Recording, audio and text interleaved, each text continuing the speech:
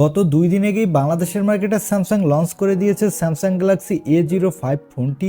আর এই ফোনটি দুইটি র্যাম ভেরিয়েন্টে লঞ্চ করেছে বাংলাদেশের মার্কেটে এবং এই ফোনটির 464GB ভেরিয়েন্টটির দাম রাখা হয়েছে 17,599 টাকা এবং এর 6/128GB ভেরিয়েন্টটির দাম রাখা হয়েছে 22,499 টাকা।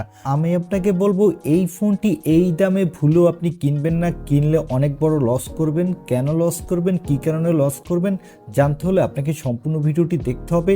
এছাড়া এই দামে বর্তমানে বাংলাদেশের মার্কেটে এর থেকে ভালো দুইটি বিকল্প ফোন পাওয়া যাচ্ছে, যে ফোন দুইটি এই দামে আপনাকে এর থেকেও 1000 গুণ ভ্যালু ফর মানি প্রোভাইড করবে। সেই দুটি ফোনেরও নাম জানাবো এই ভিডিওতে, তাই চলুন আর কথা না বাড়িয়ে সরাসরি চলে যাই মূল ভিডিওতে। এই ফোনটি আপনাকে এই দামে কিনতে না বলার মূল কারণ হলো তিনটি। এর প্রথম কারণটি হলো এর ডিসপ্লে। এই ফোনটিতে ডিসপ্লে দেওয়া হয়েছে 6.7 ইঞ্চি মাপের একটি HD+ PLS LCD ডিসপ্লে। এখানে রেগুলার 60 Hz রিফ্রেশ রেট দেওয়া হয়েছে, কোনো হায়ার রিফ্রেশ রেট থাকছে না। আর এই ডিসপ্লেটি কিন্তু HD ডিসপ্লে। আর এই ডিসপ্লেতে কি প্রোটেকশন দিয়েছে স্যামসাং তাও জানায়নি। আর এই ডিসপ্লেতে দেওয়া হয়েছে অটো ড্রপ নচ ডিসপ্লে। 2023 সাল তো প্রায় শেষ, 2024 সাল শুরু হবে আর কয়েকদিন পরে। এই 2024 সালে এই দামে এসে, তাও 18,000 টাকার কাছাকাছি দামে এসে auto drop notch cutting display আসলেই দুঃখজনক। তবে স্যামসাং ব্র্যান্ডের যেহেতু ব্র্যান্ড ভ্যালু আছে, তাই এই ডিসপ্লেটি যদি ফুল এইচডি ডিসপ্লে হতো, সাথে 90 Hz রিফ্রেশ রেট দিত, তাও ভালো হতো। কিন্তু এই ডিসপ্লেটি হলো এইচডি ডিসপ্লে। এখানে যারা মোবাইলে প্রচুর ভিডিও দেখতে ভালোবাসেন তারা ভিডিও দেখার এক্সপিরিয়েন্স ভালো পাবেন না এইচডি ডিসপ্লে হওয়ার কারণে। এবারে বলবো এই ফোনটি না নেওয়ার 2 নম্বর কারণ। এই ফোনটি না নেওয়ার 2 নম্বর কারণটি হলো এই ফোনটির ক্যামেরা কোয়ালিটি।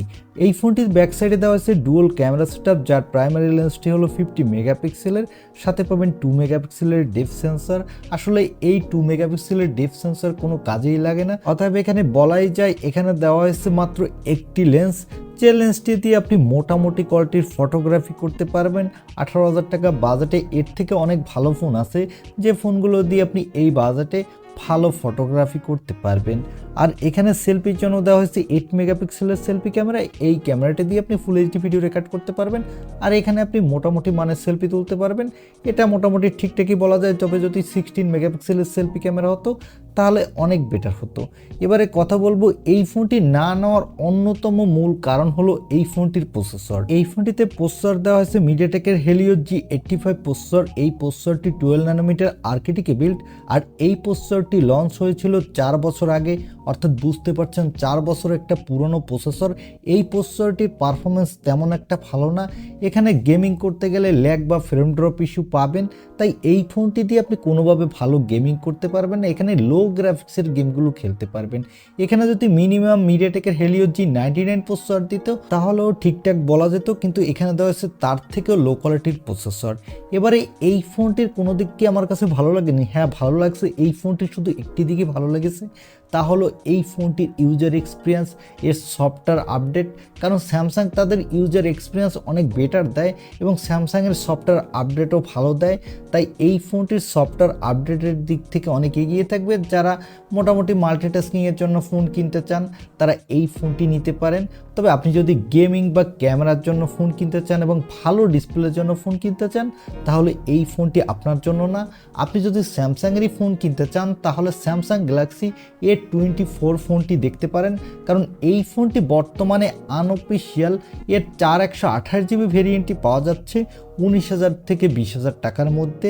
আর আনঅফিসিয়াল ফোন কিনলে কিন্তু এখন কোনো সমস্যা হবে না, কারণ আমি বর্তমানে দুইটি আনঅফিসিয়াল ফোন ইউজ করতেছি, সেক্ষেত্রে এই ফোনগুলোর কোনো সমস্যা হয় নাই এখন পর্যন্ত। তবে আপনার বাজেট যদি এর থেকে কিছুটা বেশি হয়ে থাকে তাহলে আপনি স্যামসাং গ্যালাক্সি A34 ফোনটা দেখতে পারেন, কারণ ওই ফোনটা বর্তমানে 6/128GB ভেরিয়েন্টটি পাওয়া যাচ্ছে 23,500 থেকে 24,000 টাকার মধ্যে। এছাড়া এর থেকেও যদি বাজেট বেশি হয়ে থাকে তাহলে আপনি স্যামসাং গ্যালাক্সি A34 ফোনটা দেখতে পারেন, কারণ ওই ফোনটা বর্তমানে 27,500 টাকায় পাওয়া যাচ্ছে এর 8/128GB ভেরিয়েন্টটি।